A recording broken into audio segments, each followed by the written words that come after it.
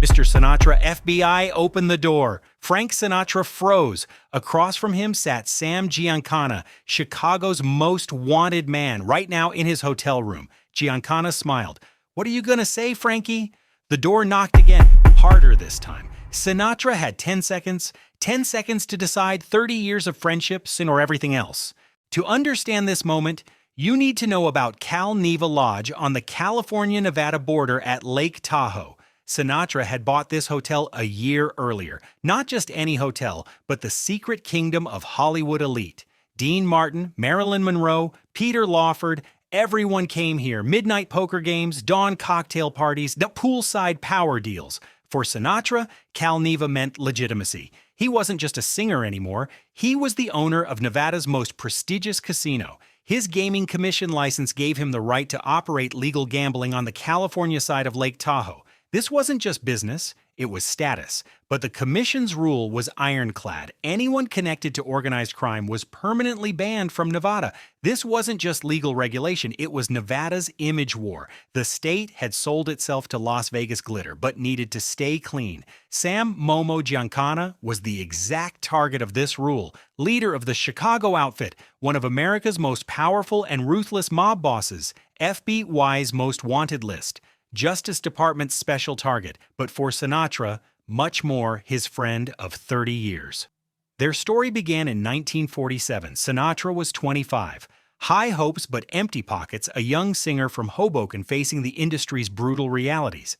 Back then, he performed in New York and Chicago clubs, neon-lit, smoke-filled places controlled by dangerous men. Giancana was rising fast in the Chicago outfit, smart, ambitious, extremely dangerous. He was one of the first to recognize Sinatra's talent. "This kid's going places," he'd said after hearing Sinatra at Chez Parade. When Sinatra's career crashed in the early 50s, record sales plummeting, concert offers drying up, while nobody gave him a chance, Giancana opened doors, got him club jobs in Vegas, helped pay his debts, some say even secured the connections for his From Here to Eternity comeback. In return, Sinatra gave Giancana the most valuable gift, respectability. A mob boss sitting with Hollywood's brightest stars. During JFK's 1960 presidential campaign, Sinatra served as the crucial bridge between the Kennedy family and the crime world. Giancana helped deliver votes in Chicago and other swing states. Politics, mob, and showbiz met at the same table. But by summer 1963, everything had changed. Robert Kennedy's war on organized crime was at its peak. Giancana was the FBI's #1 target, every step monitored, every phone call wiretapped, and Nevada Gaming Commission had declared him an unwelcome person. If caught in Nevada, not only would he go down, but anyone harboring him would too, especially licensed casino owners. 2:35 p.m. A black Learjet landed at Reno Airport. No special markings, just silver letters on the tail. N47MC. The passenger manifest listed one name, M. Collins. Sam Giancana took his time. He bypassed the terminal and got straight into a black Cadillac driven by Paul D'Amato, Cal-Neva's entertainment director and one of Sinatra's trusted men. "Where's the boss?" Giancana asked. "At Lake Tahoe. He's not expecting you." "Good. I like surprises." When the car entered Cal-Neva's back entrance, the desk manager immediately called Sinatra. "Mr. Sinatra, urgent, Sam's here." Frank's cocktail glass hit the floor. Ice cubes scattered across the lobby. "What do you mean he's here?" His voice barely a whisper. Too late. Giancana had already settled into Suite 305, the most luxurious room with panoramic views of Lake Tahoe. Ironically, the room sat directly on the state line. That night at 2:30 a.m., Sinatra was the only one who couldn't sleep. From his office window, he watched Lake Tahoe's moonlit waters, smooth as glass, but inside Frank, a storm was brewing. 7:15 a.m., Sinatra's private line rang, reserved only for emergency calls. Tom Bradley from Nevada Gaming Commission, voice ice cold. "Mr. Sinatra, we have concerns about certain guests at Cal-Neva. Reliable sources indicate individuals who could jeopardize your license may be staying at your hotel." "Which guests?" "You know exactly who. If these concerns prove valid, we'll need to immediately review your license." That afternoon at 3:10 p.m., a black Ford Galaxy headed toward Lake Tahoe. FBI Special Agents William Carter and James Sullivan with folders full of documents. "Made reservations at Sahara Tahoe," said Carter. "2 rooms, fishing vacation." Sullivan laughed. "Fishing? We're going big game hunting." At Sahara Tahoe, they told the desk clerk they were here for the fishing tour, but their luggage contained no fishing gear, just clothes and heavy black cases that looked like camera equipment.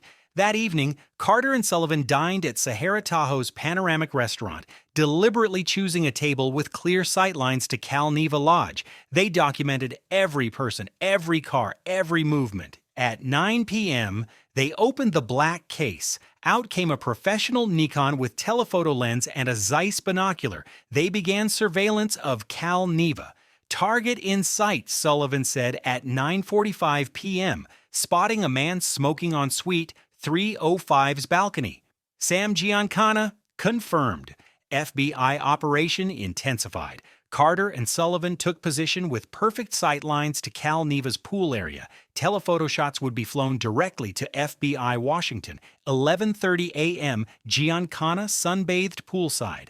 Carter silently photographed him from 15 angles, 36 frames. Crystal clear facial identification, perfect evidence for Nevada residence violation. "Familiar faces from Chicago," Sullivan noted as 2 bodyguards joined Giancana. "Right ones from Tony Spilatro's crew." Afternoon, Giancana dined at Cal-Neva's famous restaurant. Carter, posing as a server, photographed the table from multiple angles, 6 men total. Every face in FBI files. Evening, the real show began. Giancana sat at Cal-Neva's poker table. It bought $10,000 in chips, a direct, knowing, flagrant violation of Nevada laws. Carter documented every move. FBI files thickened alarmingly in just 2 days, not just Giancana, but everyone associated with him, including Frank Sinatra. Tension peaked from morning. Dean Martin was scheduled for the evening's major concert, normally one of Cal-Neva's most important nights. The VIP list included Hollywood's biggest names. 11 a.m. disaster knocked. FBI agents marched into Cal-Neva's lobby. Carter and Sullivan had dropped their fisherman cover, suits, badges, and that characteristic federal agent cold stare.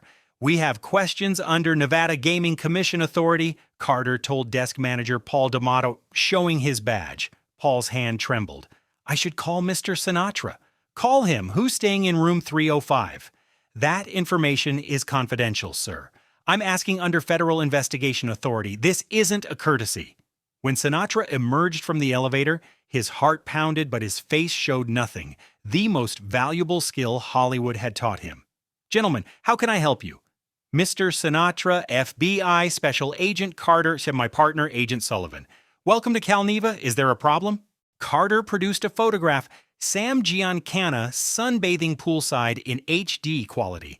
"This individual has been observed at your hotel for the past 3 days. He's on Nevada's Black Book. His presence in this state is a federal crime."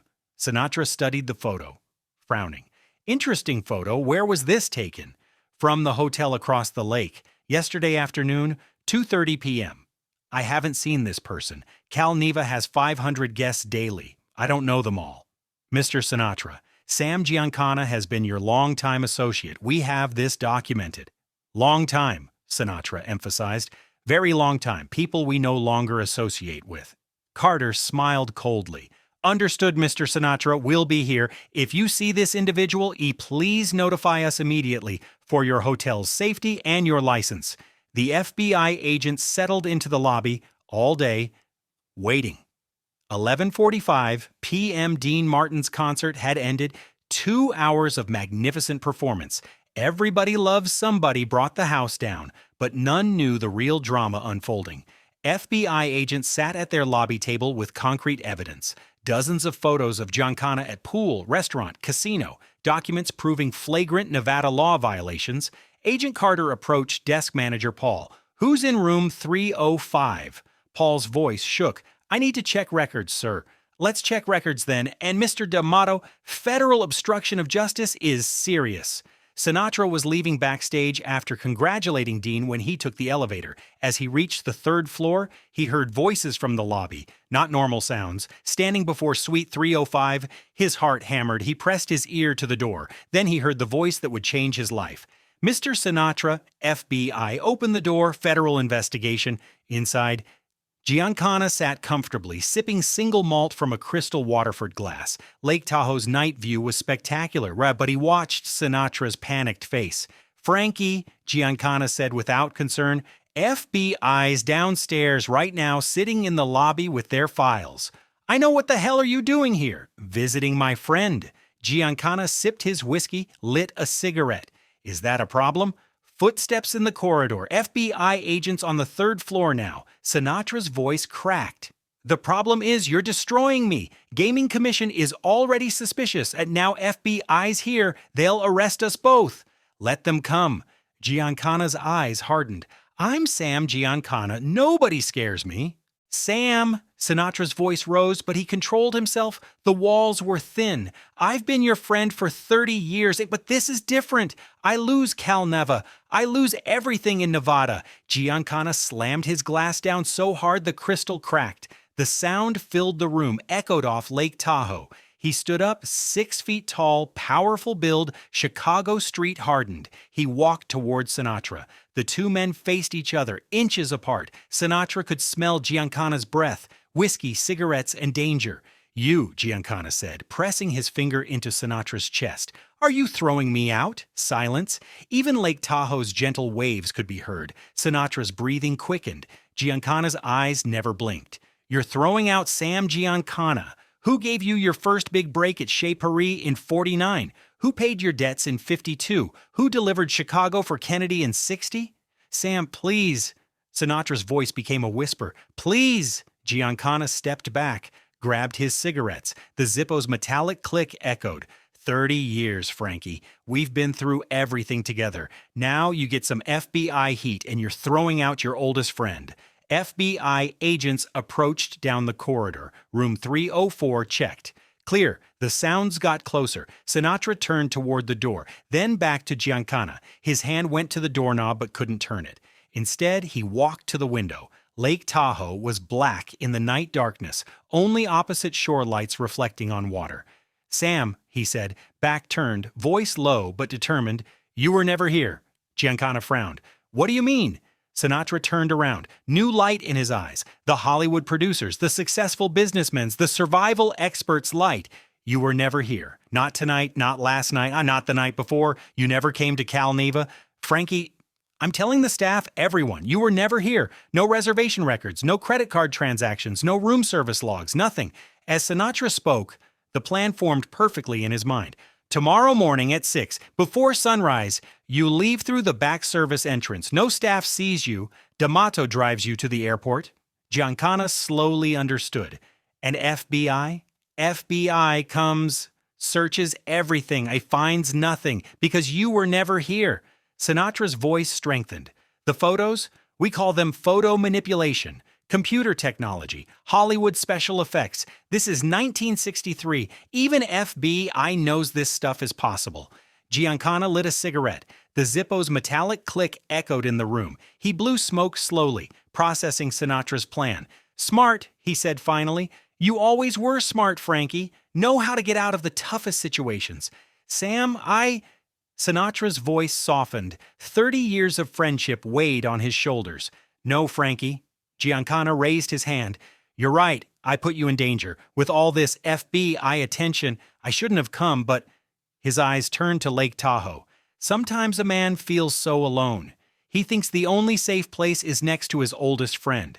Silence again. Different this time. Both men knew this was the end. 6 a.m., said Sinatra. 6 a.m., Giancana confirmed.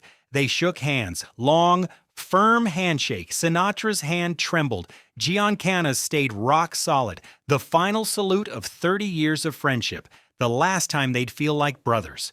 "Frank," Giancana said, heading to the door, "this changes nothing between us as men, as friends. Just business."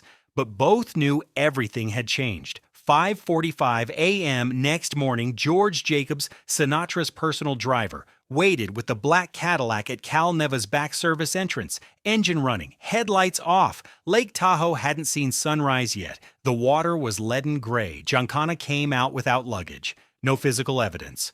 Only wallet and keys in his pockets. As the car moved, Sinatra watched from Suite 305's window. Giancana glanced once in the rearview mirror but didn't turn around. 8:30 a.m. FBI agents stormed Cal-Neva's main entrance. No more courtesy, pure business mode. Carter and Sullivan brought 2 additional local agents, a full raid team. They searched for 3.5 hours. Every room, closet, laundry, basement, wine cellar, executive records, registration books page by page, individual interviews with cleaning staff. They found nothing. Officially, Sam Giancana had never been at Cal-Neva Lodge. Agent Carter gave Sinatra one final look. Impressive operation, Mr. Sinatra. Either he really wasn't here or you're more professional than we thought. But the story didn't end there. The real tragedy was just beginning. Nevada Gaming Commission maintained suspicions despite FBI finding no concrete evidence. Justice Department pressure had increased. Robert Kennedy personally followed the Cal-Neva case. The commission's reputation was at stake. If organized crime figures could move freely in Nevada, Las Vegas's clean image would collapse. Weekly inspections of Cal-Neva began. Every week, a new violation. Every month, a new infraction. Liquor license violations, fire safety issues, employment record discrepancies, endless bureaucratic warfare. October 11, 1963, Friday, Nevada Gaming Control Board delivered its final decision. Frank Sinatra's Cal-Neva Lodge license was revoked. Official reason: unsuitable associations and failure to maintain proper standards. That day, Sinatra sat alone in his office, looking at Lake Tahoe's view that no longer belonged to him. Autumn had arrived, leaves golden brown, everything was changing. When Dean Martin called, Sinatra's first question was, "Dean, were you ever friends with Sam Giancana?" "No, Frankie, never." "Smart choice, Dean. Very smart." Losing Cal-Neva wasn't just financial loss for Sinatra. It was prestige loss, legitimacy loss. He could never operate a casino in Nevada again. Lifetime ban. Vegas empire dreams were dead. The Rat Pack's golden age ended too, and the most painful part, all because of his closest friend. Sam Giancana and Sinatra never spoke again. No phone calls, no letters, no messages. Complete radio silence. Until Giancana was murdered in Chicago in 1975, shot 7 times while cooking in his basement, 1 bullet directly to the mouth. The mob's classic no snitching message. Years later, in his iconic 1985 Barbara Walters interview, they asked Sinatra what really happened that night at Cal-Neva. Sinatra took a long drag from his cigarette. Complete studio silence, cameras rolling, millions watching. "Sometimes," he said finally, "you save a friend by losing him. Do you regret it?" Sinatra looked at an old photograph from 1960 Kennedy campaign. Sam, Frank, and JFK all laughing together. Every day, Barbara, every single day. The night of July 27, 1963 at Cal-Neva Lodge, 3 powers converged: Federal Bureau of Investigation, Chicago outfit, and Frank Sinatra. By night's end, all had lost. FBI didn't catch their target. The mob lost a trusted ally, and Sinatra lost both his friend and his empire. But perhaps the most profound thing was this. That night, Frank Sinatra faced the ultimate choice between loyalty and survival, and he made his choice. He chose survival, but the price was emotional devastation. Lake Tahoe is still there. Cal-Neva Lodge still operates. But the drama that unfolded that night perfectly encapsulates the dark underbelly of the American dream. Power, money, friendship, betrayal, and the ultimate human cost of ambition, all played out in one night, in one hotel, under one roof. This story has ended, but the feeling it left behind may still linger. If you'd like to discover stories like this together, you can subscribe to the channel.